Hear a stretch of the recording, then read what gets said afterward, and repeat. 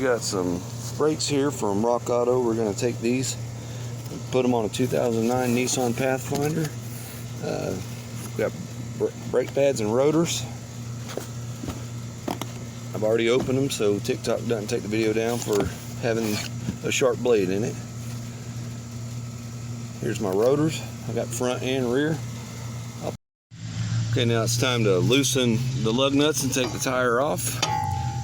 Since I'm just doing it in the dirt and no real mechanics tools, we're going to be using a 4-way lug wrench. Alright, so now we have the tire off. We're going to loosen the brake caliper and then the brake caliper mounting bracket. I'll show you how simple this is. I bought this little set of tools today for $20 at Walmart. It's a Hart brand. That should be mostly what I need to do this job. We'll see. But I'll start by loosening up the caliper bolt. There's two, one at the top and one at the bottom. Okay, now they're loose. I can loosen them by hand. Alright, now that I've taken the bolts out, I'll pull the caliper off and I will set it back here somewhere secure where it will not fall out of the way. And then from here, I'll change to a 19mm socket, and that goes on the bracket bolts.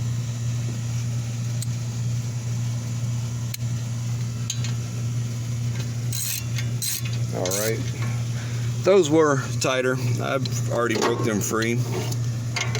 I got one at the top and one at the bottom again.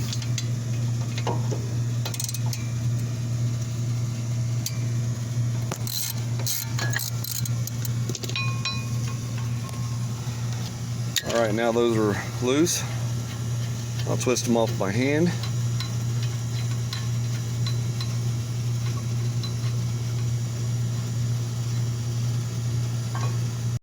Now we have the mounting bracket off. I'm going to take the rotor off. It's frozen on there, so I'm going to try to hit it with a hammer a few times.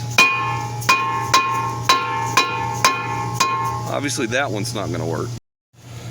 Alright, well I used the BFH and broke it free, and now it's off. Now it's time to get the new materials to put back on. Alright, I'm getting the new rotor out. Usually they send them with a little oil on it, so you want to take the brake clean, spray it off, get all the oil off of it. Now we have the rotor on. We'll put the mounting bracket back on. Alright, I have the mounting bracket here. I've started the bolts. Now I got to tighten them up. Alright, so now I'm going to take my 19mm and tighten these down all the way.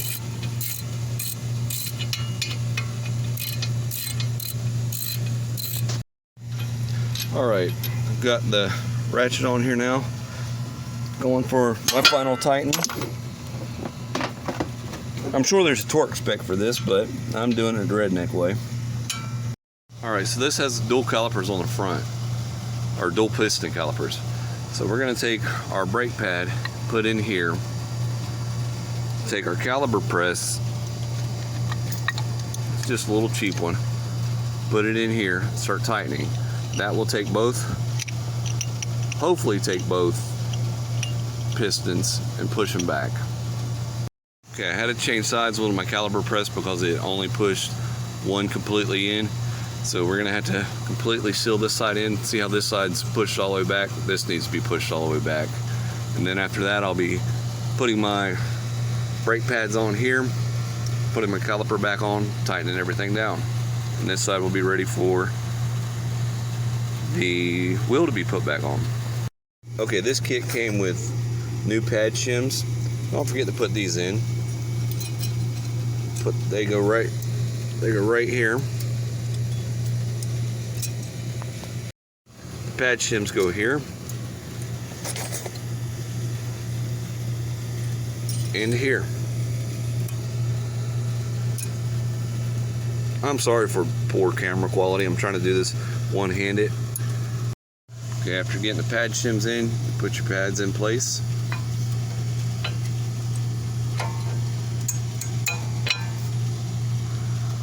Alright, like that for the fronts.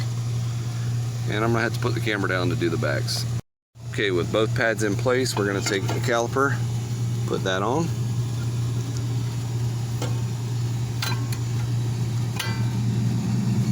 Okay, to put the bolt in, I'm gonna have to put the camera down. It's not wanting to stay in place.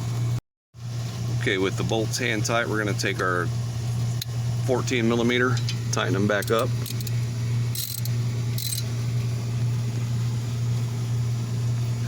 Just a good firm tighten. Now for the bottom one, we'll be ready to put our tire back on. Alright, I have the tire on now. I'm going to put the lug nuts in, tighten them down, and then this job will be complete.